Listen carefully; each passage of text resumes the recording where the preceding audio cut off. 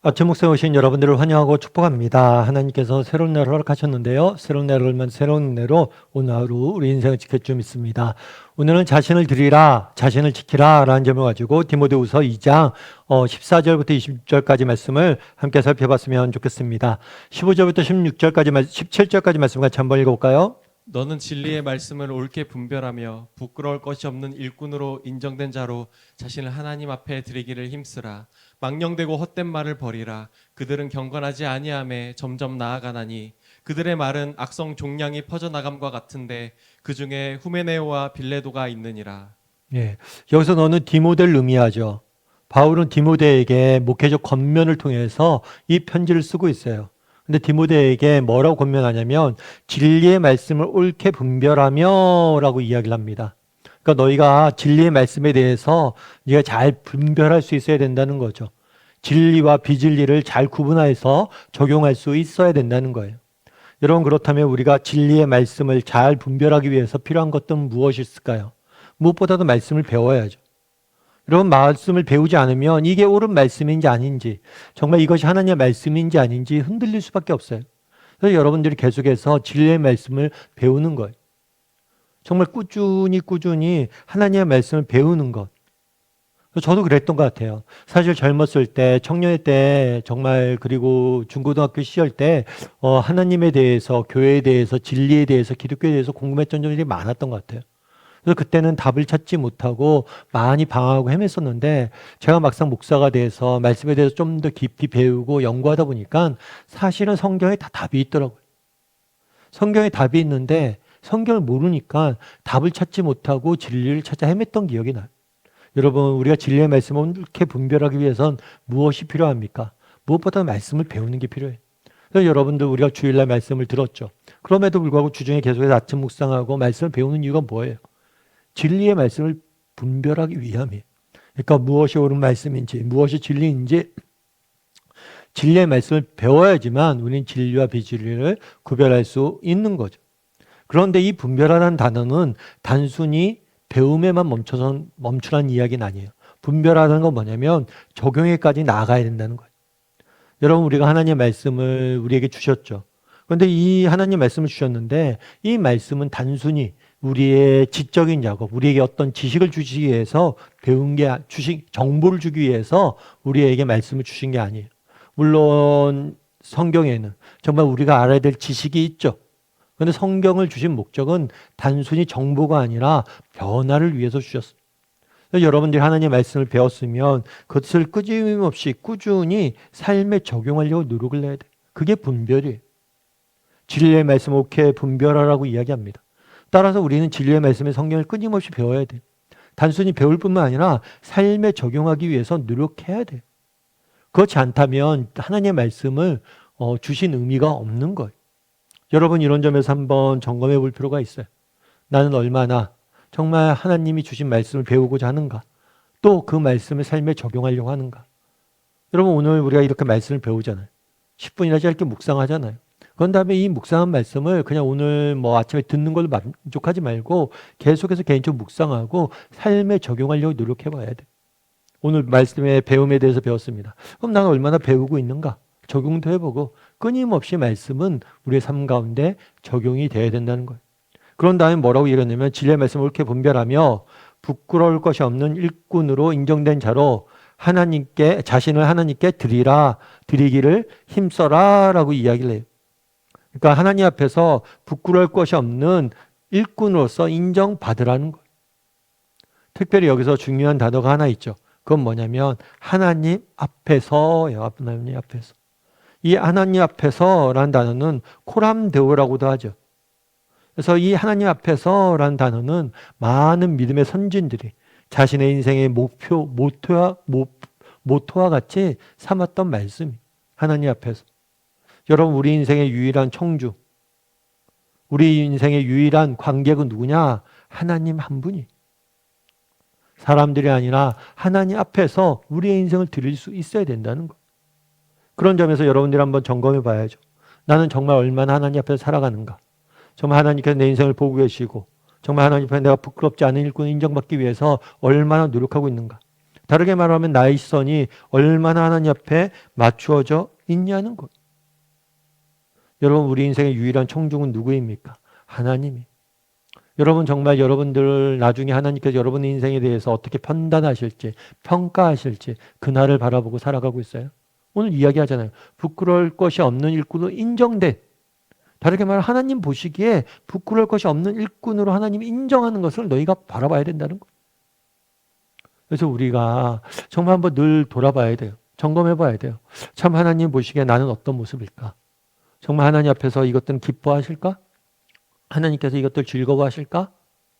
정말 이런 것들에 늘 고민하면서 내가 하나님 앞에서 어떤 존재인지, 하나님이 내 인생에 대해서 어떻게 평가하실지에 대해서 늘 돌아보고 그것들을 추구할 수 있는 사람이 돼야 돼요. 여러분, 발레 좋아하세요? 사실 저 같은 경우에는 발레에 대해 잘 모릅니다. 그리고 이게 워낙이 예술 분야니까, 그리고 이렇게 재밌고 막 이렇게 재미나 이런 것들 많이 못 느껴지니까 발레에 대해서 관심 없는데, 발레 보다 보면 되게 놀라운 것들 종종 있잖아요. 발레하는 사람들이 이렇게 아름다운 모습을 꾸미기도 하고 그 모습을 통해 다양한 메시지를 전하기도 하는데, 발레 기술 중에서 이렇게 제자리에서 빙글빙글 도는 기술이 있대요. 제자리에 빙글빙글 도는 것.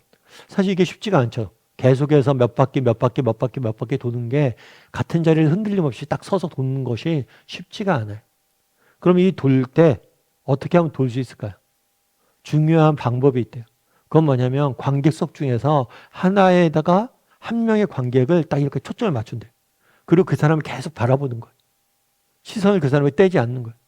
그랬을 때 이게 균형이 잡혀진다고 하더라고요. 흔들리지 않고 넘어지지 않는다고 하더라고요. 그러니까 시선이 한 곳을 늘 바라보고 있어야 된다고 하더라고요. 제가 그 얘기 들으면서 여러 가지 생각이 들었어요.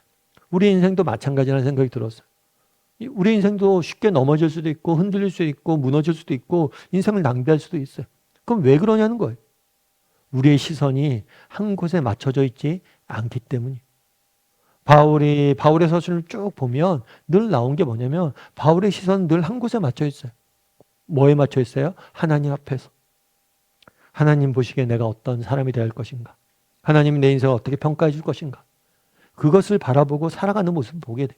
뿐만 아니라 자기가 그렇게 살아왔으니까 디모데에게도 권하는 거예요. 네가 하나님 앞에서 살자 우리. 하나님 앞에서 인정받자. 하나님 앞에서 부끄러울 것이 없는 사람이 되자.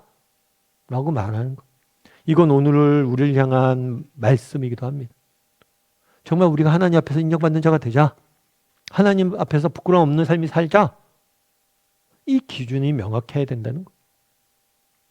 여러분 한번 돌아봤으면 좋겠어요. 난 얼마나 하나님 앞에 살고자 노력하는 사람인가? 정말 하나님께 시선을 맞추고 살고자 하는 사람인가? 하나님 앞에서 인정된 자로, 하나님 앞에서 부끄러울 것 없는 일꾼으로 살고자 노력하고 있는 사람인가? 오늘은 정말 내가 진리의 말씀을 이렇게 분별하며라고 이야기했죠. 내가 얼마나 말씀을 열심히 배우려고 하고 또 말씀을 우리 삶 가운데 적용하려 노력하는 사람인지, 또 내가 얼마나 하나님 앞에 인정받기 위해서 살아가고 있는 사람인지, 나의 시선이 하나님 앞에서 맞춰져 있는지 한번 점검해보고 또 그렇게 살아가는 오늘 하루가 되기를 주님의 이름으로 소원합니다. 우리 함께 기도했으면 좋겠는데요. 기도하실 때 오늘 말씀 기억하면서 기도했으면 좋겠습니다. 그날에 바울이 이야기합니다. 너는 진리의 말씀을 이렇게 분별하라. 정말 하나님의 말씀을 배우고 그것을 내 삶에 잘 적용하라라고 이야기합니다. 난 얼마나 정말 하나님의 말씀을 열심히 배우려고 하고 또 그 말씀을 내 삶 가운데 적용하려고 노력하는지, 분별하기 위해서 노력하고 있는지 돌아보게 해달라고 기도해 주시고, 또 말씀을 배우고 더 열심을 갖고 삶에 적용하며 살아가게 해달라고, 말씀대로 살아가는 사람이 되게 해달라고 기도했으면 좋겠습니다.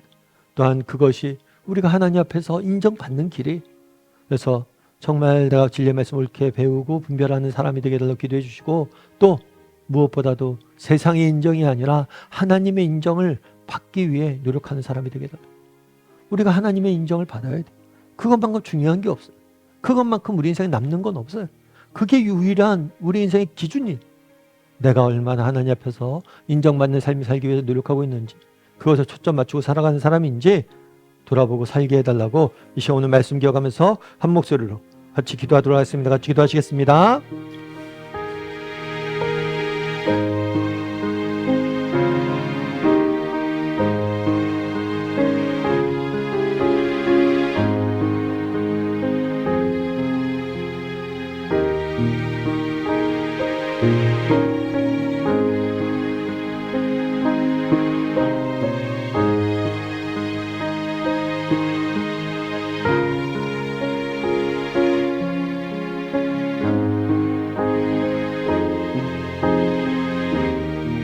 사랑의 하나님, 그날에 바울이 이야기합니다. 너는 하나님 앞에서 정말 인정받아야 된다. 부끄러울 것이 없는 일꾼으로 하나님 앞에 인정받아라 라고 이야기를 합니다.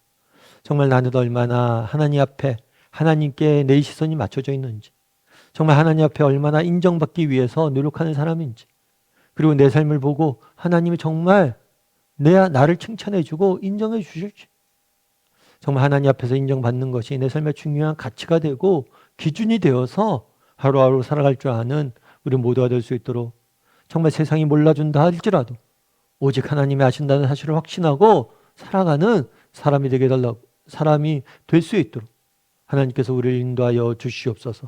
아버지, 또한 무엇보다도 이를 위해서 말씀을 잘 분별하길 원합니다.